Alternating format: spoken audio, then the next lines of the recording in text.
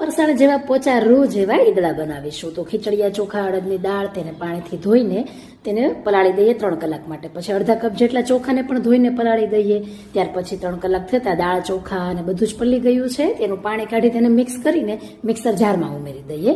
પાણી સાથે જ એક બેચ ગ્રાઇન્ડ કરીશું. પછી છેલ્લી બેચમાં 2 ટેબલસ્પૂન ખાટું એવું દહીં ઉમેરીશું અને ગ્રાઇન્ડ કરીશું, જેનાથી આથો આવશે સરસ એવો. અને જો એકદમ સરસ એવું 1 મિનિટ માટે ફેટીને અમુક બેટર સાઈડમાં લઈ આદુ મરચાની પેસ્ટ ઉમેરી દેશું, મીઠું ઉમેરશું, તેલ ઉમેરશું, જેથી ઠંડા થયા પછી પણ પોચા રહેશે. એનો ઉમેરી દઈએ, મિક્સ કરી લઈએ. જો એકદમ મસ્ત એવું ખીલી ગયું છે બેટર. ત્યાર પછી મરીને પણ ખાંડી લેવાની છે અને પ્લેટમાં ઉમેરી તેને પણ ઉપરથી મરી છાંટીને 7 મિનિટ માટે સ્ટીમ કરીશું. ઉપરથી તેલ લગાવી લઈએ જેથી ઈદડા ડ્રાય ન થાય. બહુ જ મસ્ત એવા ઈદડા બને છે, એકવાર ટ્રાય કરજો. ફરસાણને પણ ટક્કર મારે એવા એકદમ પોચા રૂ જેવા બને છે અને એકદમ જાળીદાર બને છે.